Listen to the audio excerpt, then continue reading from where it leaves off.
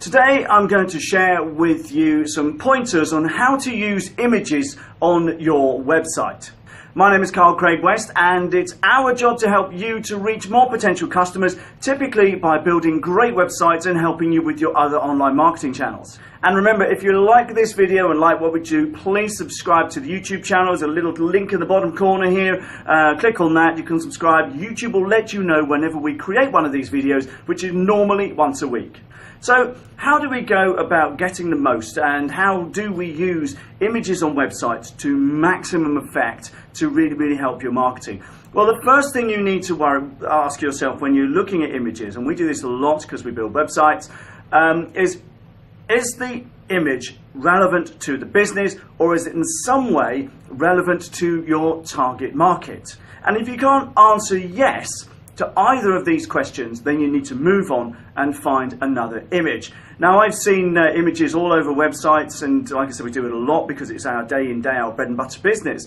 And the most frustrating thing is that we see images on websites which are obviously bought from a stock photo library. They could be applied to almost any website. They're so blooming generic that they're almost meaningless. Or you get images on websites which bear no resemblance whatsoever to the business or the business activity.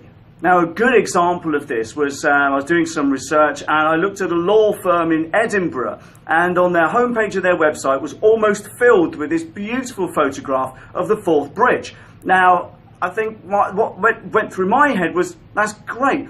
Yes, the Forth Bridge is close to Edinburgh, but what on earth kind of relevance does it have to a law firm? And more importantly, why is that any good to their clients, unless they act on behalf of the people who own the Forth Bridge?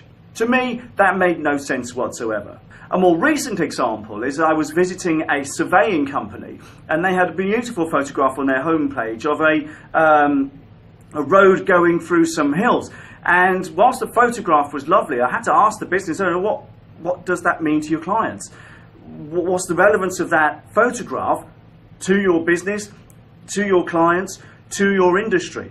And when I pointed this out to him, the light bulb, you could see the light bulb going on in his head and thinking, actually, yeah, that's a good point. It's not really helping. The text on the site was great, and a lot of it was really good, but this image just made no sense whatsoever because it was totally irrelevant for him, his business, his industry, and his clients. So one of the most important things, make your imagery relevant to you, your business, or your industry. So, okay, what can we do with imagery? And what are some of the low-hanging fruit, or the easy wins you can get from using photographs and imagery on your website? Well, one of the easiest things to do is, if it's in any way possible, is to highlight the work that you do. So if you in any way work in a visual industry, perhaps you could put some imagery on there which is relevant to what your work, or some examples of your work. That always tends to go down well, because when somebody's looking for visual work or some kind of help with anything visual, they want to see that what you've done and that you can do this. It instantly establishes a spot of credibility in the mind of the website visitor. Another great way to use an image is to have a photograph of a client and a quote beside it as a testimonial. Again, it's an instant win because your potential customer or the visitor to the website will see, here's a customer and here's what they have to say about this particular business. And it's a good way of very quickly and easily building up some credibility. If you're the person behind the business, you're self-employed, for example, it might be a good idea of putting a photograph of you there with some key text about what it is that you can do to help your customers. There's some great examples of this out there with consultants and coaches, etc. Don't mind putting their own photograph up there, but they put supporting text on there which illustrates what it is that you're going to get from working with this particular coach. Something else that you might want to do is, if you won an award, for example, you could put up a photograph of the award, or put a photograph of the key people in the business picking up the award at the award ceremony or whatever. At the end of the day, it's a great way of quickly establishing credibility for what you do. If you win awards, people seem to think that you're doing well, you must be doing something right, you must be good at your job. So again, it's an easy way to establish some credibility in the mind of the website visitor.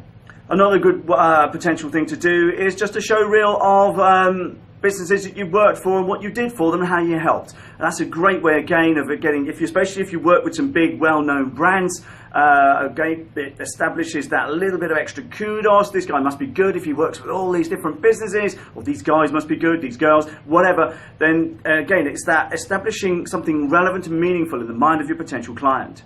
But whatever you do, if you're going to use images on your website, they need to be understandable. Your client, your potential client, the website visitor needs to be able to understand what this website is about. And putting a load of obscure images on there, whilst they may be arty and may be beautiful, I'm sure the design folks would love it, if it's not supporting the mission of your business, if it's not lending weight to the marketing message behind your website, then I would question, as a website designer, whether that's doing you, your business, your website and your marketing any favours whatsoever.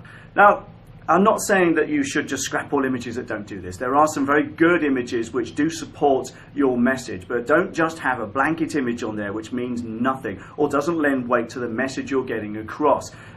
For example, the Nike ads almost always have somebody doing some kind of exercise because, yes, exercise is important in the mind of the potential buyers of Nike equipment and gear and sportswear. So that makes sense for them to have exercising gear, exercising people in their ads. For example, car companies get a bit obscure. I don't quite understand the relevance of driving in the mountains when trying to buy a car, because to be honest, I've never test driven a car in the mountains, let alone do that day to day, but that's what they do. To me, that's an irrelevance. Let's see some down-to-earth marketing. So the point is this: keep it relevant, highlight your work, chat about some awards, get some testimonials, make sure the image supports your message. Don't make it obscure, don't make it irrelevant, just make sure that it supports what it is you're trying to get across to your potential customer and that it lends credibility to what you're doing.